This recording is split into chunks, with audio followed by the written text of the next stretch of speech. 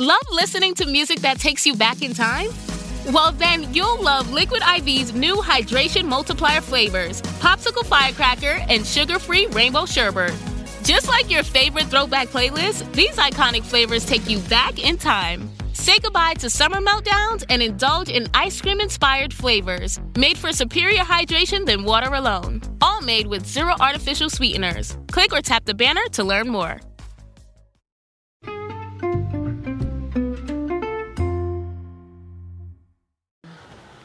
Hi, everybody, and welcome to the Dr. Psych Mom Show. Today, I'm going to talk about when men are really strong-willed and know their own mind and are really good at debating, aka why women tell me that their husbands are aggressive, argumentative, difficult, and like toddlers, and defensive. So those are kind of the two ways that men think about themselves versus what their wives actually think about this same behavior.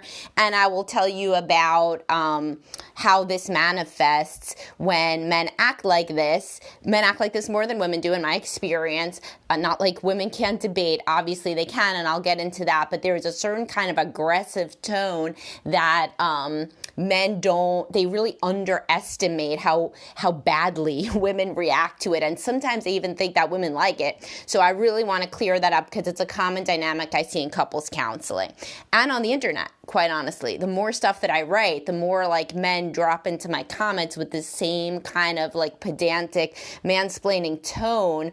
And I know women can try to explain stuff too, but it's never exactly the same feel, or not in my experience. And it really does parallel a lot of the dynamics that I see within couples that are struggling that come into my office virtually. And before I do that, please do subscribe. I have a lot of subscriber-only episodes out, and it helps keep me going, presenting the Dr. Psych Mom Show every week, and lots of topics about sex, relationships, parenting, and just kind of how to get along better with each other and know yourself better, too. I have ones on needs and boundaries, on empathy, on oral sex on women, got to get that one in every time, etc., etc. All right, so, and most recently it was sacrificing within relationships. So that was a pretty interesting one because so many people act like any self-sacrifice is bad nowadays, and that could not be further from the truth, as I explicate in that episode. So anyway, so let's turn to this whole strong-willed / defensive thing. So it's funny because I write for Medium now, and one of my articles that I reposted from my site was, men, here's what women think about all day, 9 things. And the last one is, or somehow I say, note what's not on this list, you, like women don't think about you and sex with you nearly as much as you think that they do within monogamy. They think about sex basically when they're having sex and when they're ovulating. And it's funny because, men came in to be like, oh, no, this isn't true. Man, what do you know? I'm telling you about women. If a man said, here's what men think about, they think about screwing the Starbucks barista, then about screwing the woman on the metro, then about screwing their coworker, and also about screwing their wife in between. I'm not going to be like, no, you're a dirty man, and that's not actually what men think about. You're just a pervert. What the hell do I know? What I say is, I learned something today. There's a lot of men who don't do that, right? And so what they say is, no, you're wrong. Because let me tell you, my wife tells me she thinks about doing me 24/7 after 20 years of marriage. Now, listen, maybe 1% of guys this is right for. Mostly though, this man who's aggressively telling me that I'm wrong on the internet is probably partnered to a woman who thinks he is such a windbag, and he comes to her approval seeking constantly and reassurance seeking, because this type of personality is always a mask for deep insecurity, right? But so he's like, this can't be right? How much you think about sex with me all the time, right? Like constantly, right? And she's like, here we go. Yes, sweetheart. Oh, I think constantly. I think about it constantly. The only reason we haven't done it in 12 years is, the vagina issue we talked about. Where like it doesn't work anymore. And he's like, oh, yeah, but you think about it all the time, right? She's like, oh, yes, sweetheart, I do. So I'm making it funny, but this is actually the way that women interact with men who just seem to want to only hear their own way. So if a man is closed-minded, this is how it comes off to women. So the man may think he's an expert debater, super good devil's advocate. Women hate devil's advocate. I've written about that. And a real strong-willed man who knows his own mind. And what does the woman think when partnered to such a man? She thinks he's completely rigid and closed-minded. He only wants to know his point of view. He will argue me to the ends of the earth. And because he could outlast me with physical debate stamina, he thinks he wins these arguments. But I just go away in my head and I think about the fork in the road when I could have married someone else, which is literally what women do. They'll be like, how did I get myself into this situation where I got to listen to this shit all the time? This basically a tantrum about that I think differently than him. So many women will just start to go along with it until they eventually leave, or they eventually just kind of emotionally leave, just detach from the situation. So this argumentativeness is never something that women like. It's just not, So even if for your whole job you like debate people and you argue or whatever, when you're at home, you should probably try to think of it differently. This causes like a big release of cortisol in women, especially if they grew up in a home with a lot of conflict, because like I'll see it happen in couples counseling. Like the woman will say something like, I get too tired at night and that's why we don't have sex, right? And he's like, yeah, but you're not too tired to do this. You're not too tired to do that. You're not too tired to do mom's night. You're not too tired. What is he winning? Does he think he's going to convince her that she's not tired? So obviously, in couples counseling, we would work on why is the man acting in such a self-sabotaging way that she's trying to tell him something, and instead of listening and hearing her, and then we could potentially come up with solutions together in the room, he's debating her and he's arguing. So and then what does she do? She closes down because she's like, well, shit, he's not going to hear me. So as usual, it's his way or the highway, so it's no way. So frequently the way that people interact with very defensive, argumentative people is they just shut down. So the debater thinks they won, but yet somehow they didn't win the war because they didn't win they didn't win the person's respect. They're very much trying to get respect. Men in this situation, they have this fantasy that like they're going to somehow introduce new data, add new value, and the woman is going to look at them with new respect.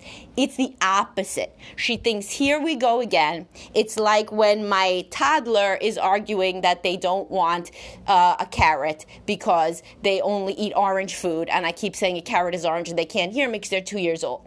That's how it seems to debate with somebody who's just so solely focused on getting their point across that anything that you say, they don't even really hear you. And when men do this versus women, it can come off, especially to a woman, as very aggressive and dangerous even, because the voice gets louder. It's more of a kind of ranting style. And if a woman was ever exposed to conflict in the home, it's going to trigger basically a trauma response where she goes into fight, flight, or freeze.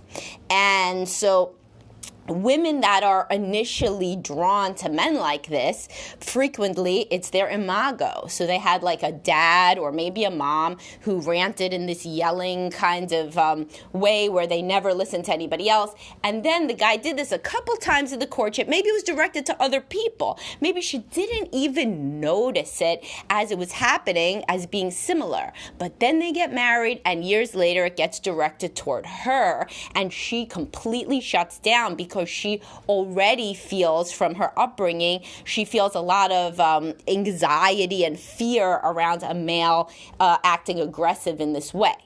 And so frequently the man does not mean to be coming off as aggressive. He's really like the situation where the man is arguing how tired his wife is at night. He's feeling abandoned and alone and sad, but he doesn't come off sad. He comes off mad. And an angry male leads to a very fight or flight, trauma-oriented response in most women. It is a loud, large person.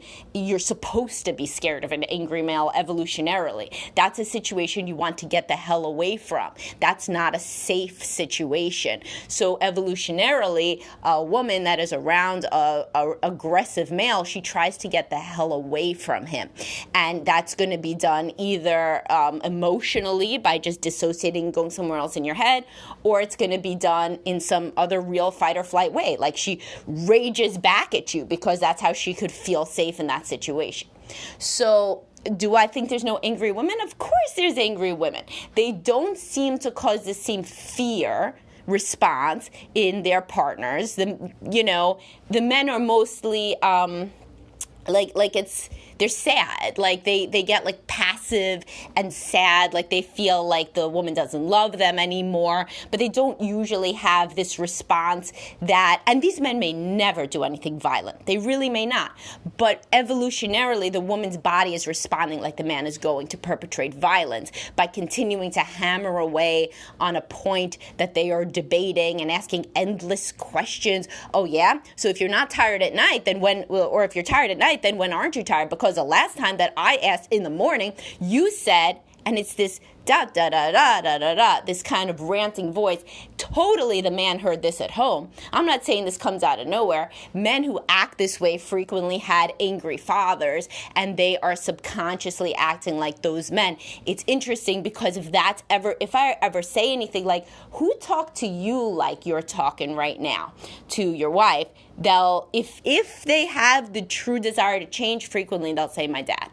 And that is usually a very uncomfortable realization because many men in a prior generation, when they were children, was a prior generation, were coupled with fathers who would hit them too, like you didn't just get angry and yell. Most men in that generation that would get that angry and aggressive also hit the kids or punish them in some real harsh way that potentially, led to even an estrangement between this now man and his father, or at least a lot of resentment. So these men don't want to be like their fathers. They don't want anything like that. So there's a lot of shame in acting like that, and there could be a lot of change if that's pointed out.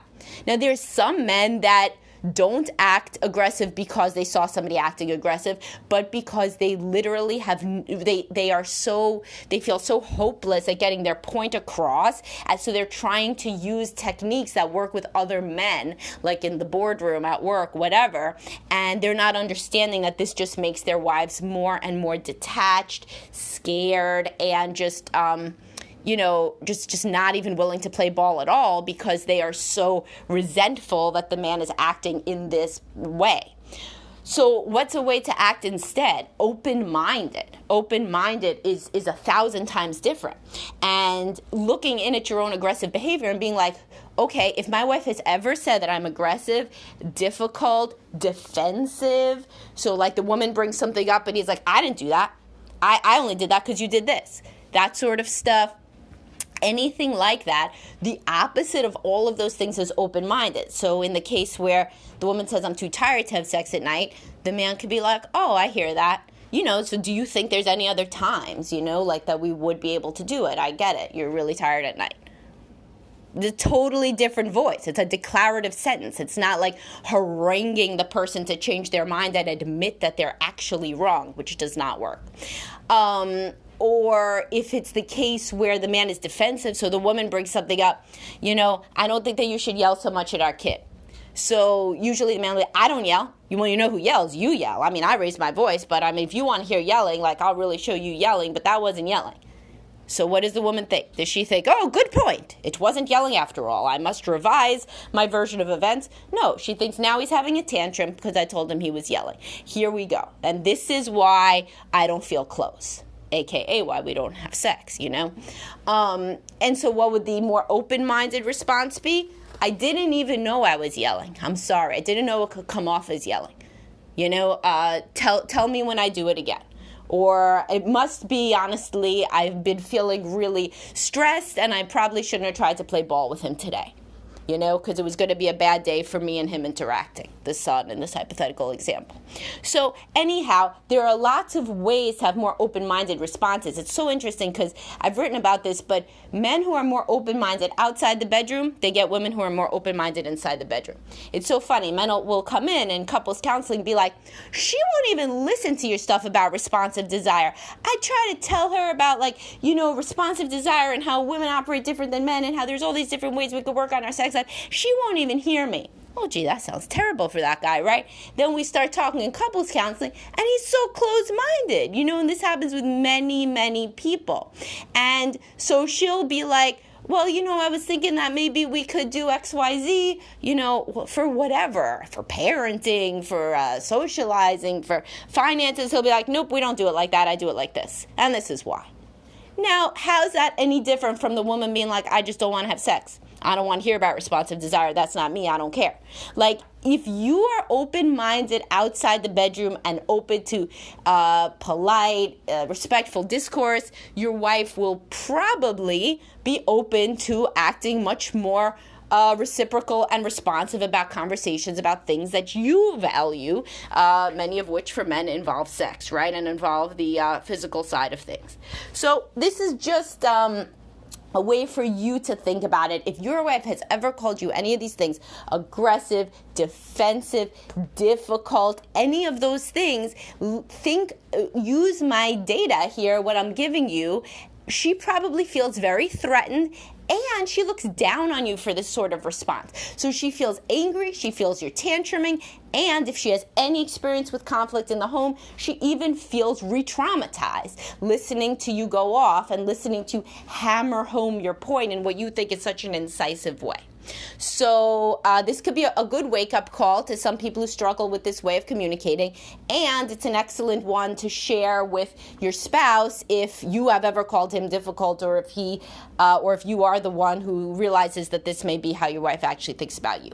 All right, everybody, have a great day. Please subscribe, and I'll talk to you soon.